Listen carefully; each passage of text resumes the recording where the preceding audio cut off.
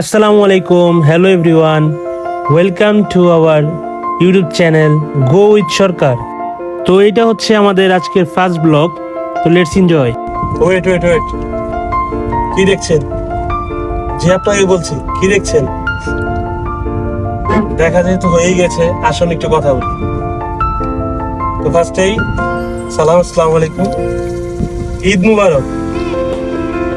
তো আশা করি সকলের ঈদ ভালো কেটেছে।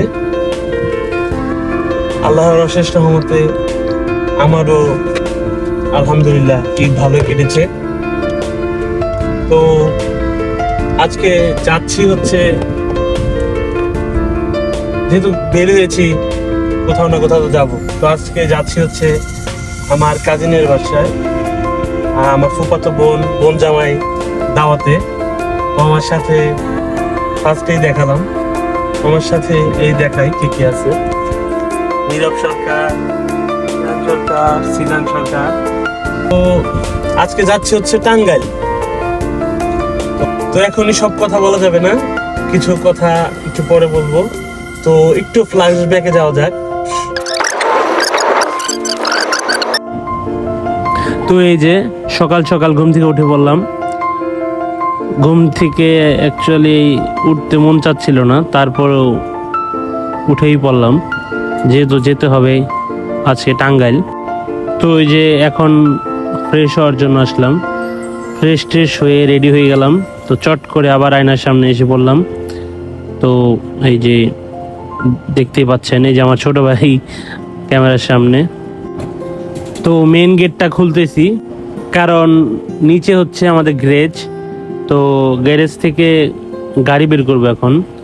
আর গ্যারেজ থেকে গাড়ি বের করার আগেই ডাস্টার দিয়ে অনেক সুন্দর করে পরিষ্কার করে নিয়েছি। এই জন্যই দেখতে পাচ্ছেন যে গাড়ি চকচক করতেছে। তো গাড়িটি স্টার্ট দিলাম।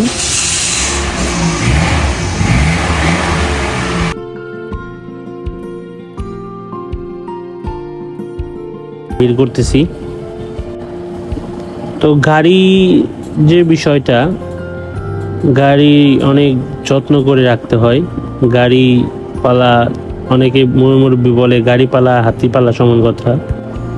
তো আজকে এখন আমি আছি আমার বাসায়।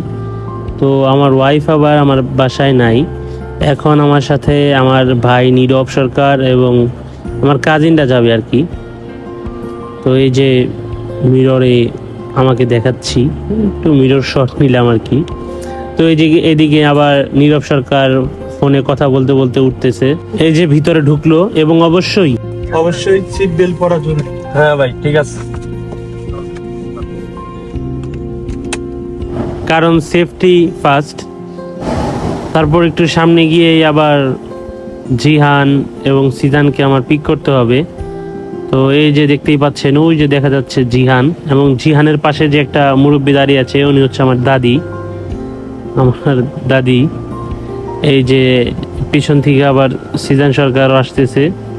তো এই যে আমরা চার ভাই, জিহান, সিজান পিছনে, এবং আমার পাশে আমার ভাই নীরব, সবাই চিনেন ওকে।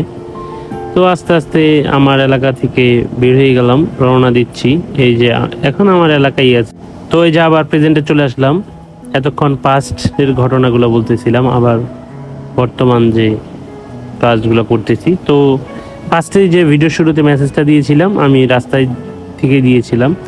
এই যে ঢাকা টাঙ্গাইল হাইওয়ে, এই যে বাম পাশে সবিপুর এলাকা, সোজা ফ্লাইওভার দিয়ে না গিয়ে নিচে যাচ্ছি, কারণ নিচ দিয়ে যাওয়ার কারণ হচ্ছে আমার ওয়াইফকে আবার পিক করতে হবে আমার। তো আমার শ্বশুরবাড়ি সবিপুরেই। এই যে দেখতে পাচ্ছেন ওয়াইফ এসে পড়েছে। তারপর একটা সিএনজি পাম্পে চলে গেলাম, গ্যাস এবং তেল লোড দিলাম। অ্যান্ড পাম্পের পাশেই হচ্ছে টায়ার রিপেয়ারিংয়ের দোকান। তো দূরে কোথাও গেলে অবশ্যই টায়ার প্রেশার চেক দিবেন। এই যে সামনের গাড়িতেই, এই যে দেখেন হাত দিয়ে ইশারা দিচ্ছে, উনি হচ্ছেন আমার ফুপা। তো আমরা দুই গাড়ি মিলে একসাথে যাচ্ছি। এই যে আমার গাড়ির সামনেই তার গাড়ি, যেহেতু সিনিয়র পারসন, তো তাকে আমি সামনেই রাখলাম। আমি বলেছি যে আপনি যান, আমি আপনার পিছন পিছন যাচ্ছি। তো এই যে পিছন থেকে আবার আমার কাজিনরা বলতেছে, ভাইয়া ফুপা ফুপির গাড়ি ওভারটেক করো। ওভারটেক নাকি আমার করতেই হবে। পরে আমি ওভারটেক একটু না করলে আর কি কেমন দেখায়, ওভারটেক করে ফেলছি। তারপর এই যে গাড়ি এগোচ্ছে, রাস্তা ফুরোচ্ছে না। এই যে আমার ছোট ভাই সিজান সরকার আবার একটা সিনেম্যাটিক শট নিয়ে নিল। তো কিছু কথা ড্রাইভিং সম্বন্ধে বলি। যারা বেপরোয়াভাবে গাড়ি চালায়, ইদানিং দেখা যায় সবসময়ই বেপরোয়াভাবে ড্রাইভিংয়ের কারণে রাস্তাঘাটে অনেক অ্যাক্সিডেন্ট হতে দেখা যায়।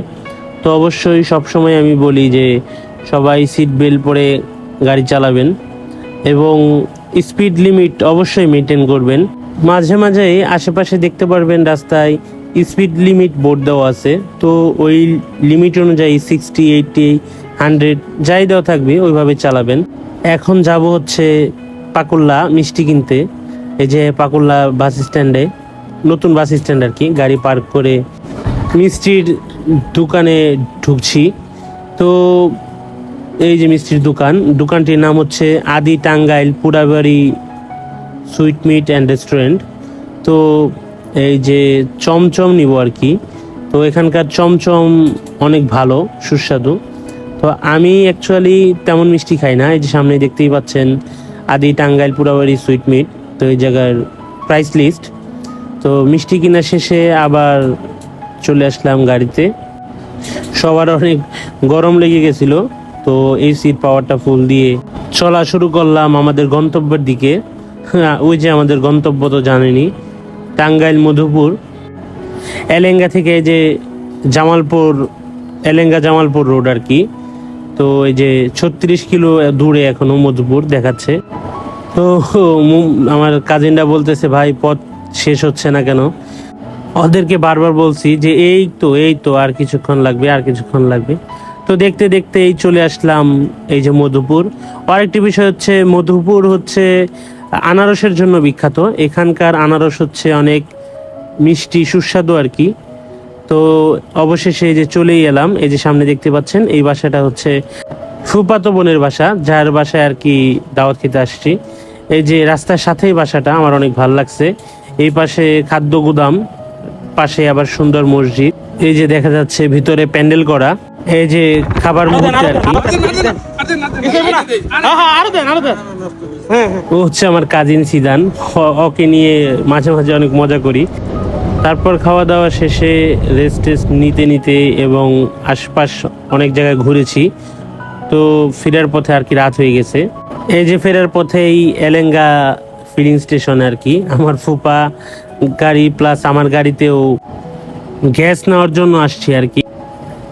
আসার সময় যে গ্যাস নিয়েছিলাম গ্যাস শেষ হয়ে গিয়েছিল। তো এই যে দেখতে পাচ্ছেন আমার কাজিন জিহান সরকার ভাবিকে বাদাম কিনে দিল। আবার একটু পরে এই যে চানাচুর মাখা নিয়ে আসছে।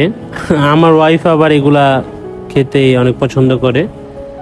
তো গাড়ি থেকে আমি নিজেই বের হয়ে গেলাম, কতক্ষণ গাড়িতে বসে থাকা যায়। এই যে একটু পরে আবার এই যে আমার টুকটুক করে আমার সিরিয়াল এসে পড়েছে। এই যে গ্যাস নেওয়া শেষ প্রায়। এই যে আবার রওনা দিয়ে দিলাম বাড়ির উদ্দেশ্যে। আর সবাই খুব ক্লান্ত, তো আর ভাল লাগতেছিল না, কারণ আমার বাসা মৌচাক থেকে যেখানে গিয়েছিলাম টাঙ্গাইল মধুপুর কাকরাইত বাজার আর কি। মৌচাক থেকে কাকরাইত বাজার দূরত্ব প্রায় 115 কিলোমিটার আর কি। তো এই যে আমার ওয়াইফ অনেক ক্লান্ত, আমার কাঁধেই ঘুমিয়ে পড়েছে সে। তো আজকের ভিডিও এই পর্যন্তই।